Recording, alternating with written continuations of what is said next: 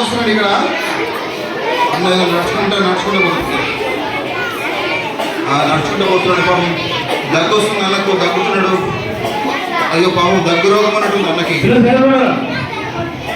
దగ్గుతున్నాడు, దిక్కులు చూస్తున్నాడు, మాట్లాడుతూ దగ్గుతున్నాడు.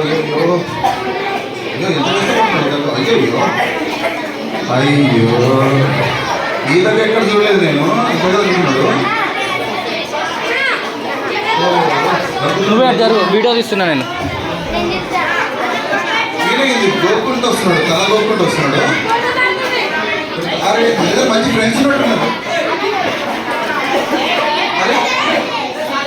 అరే కూరలో మసాలా తాలింపు వేసాడు, దగ్గుతున్నాడు ఇక్కడ స్టేజ్ మీద.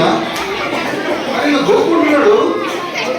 వీళ్ళకు దగ్గుతున్నాము, గోక్కుంటే గోక్కున్నాడు ఇద్దరికి.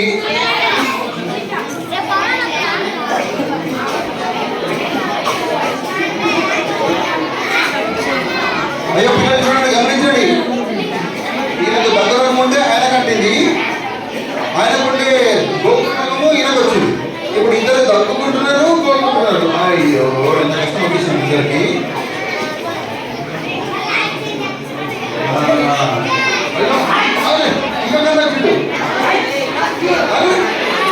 దగ్గుడు తిరుగుడు.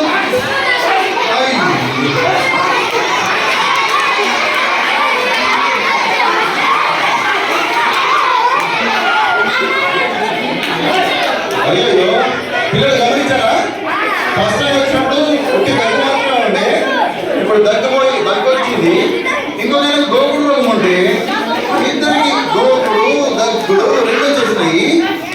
ఈయనకుండే తుమ్ముడు, ఈయనకుండే రోగాలన్నీ వాళ్ళ రోగాలు, వీళ్ళ రోగాలు వాళ్ళకు వచ్చేసినాయి. ఎంత విధంగా ఉంది కదా. అయ్యో మరేమో పెద్ద అంకలు వస్తున్నాడు. అమ్మో అంకలు వస్తుండు. అరే అరే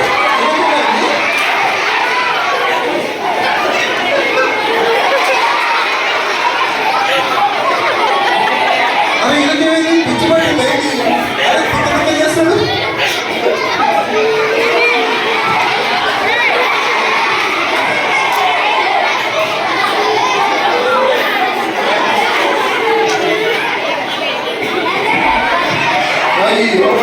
రోగం వచ్చినట్టుంది అందరికీ, పెద్ద పెద్ద రోగాలు.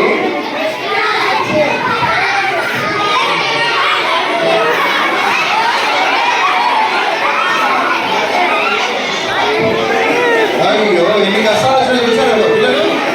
ఒకరి రోగాలన్నీ ఇంకొకరికి వచ్చేస్తాయి.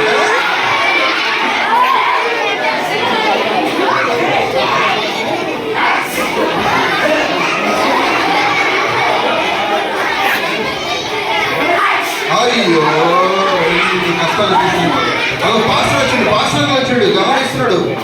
పిల్లలు సైలెంట్ ఉన్నాడు చూడండి. పాస్టర్ అయ్యో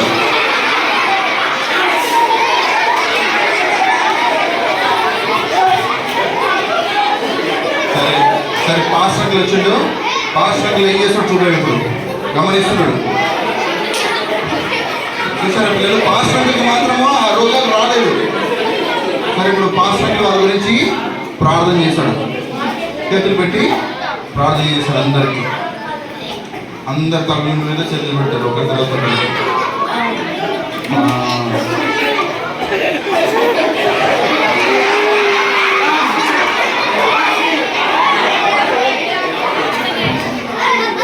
ఆగండి, ప్రార్థన చేస్తున్నాడు. ఆగండి.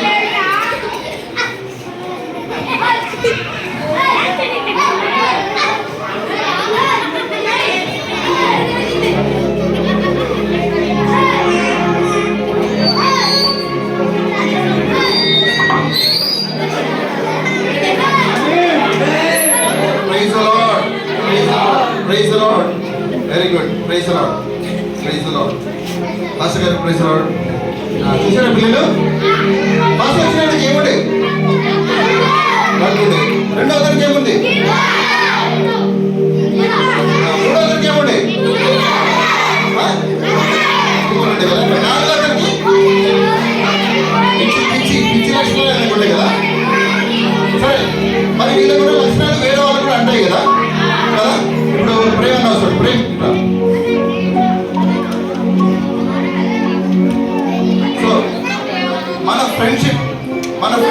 ఉండాలి తెలుసా? స్కూల్లో కానీ, ఇంటి దగ్గర కానీ, చర్చిలో కానీ మన ఫ్రెండ్షిప్ ఎవరితో చేయాలి తెలుసా? మంచి పిల్లలతో చేయాలి.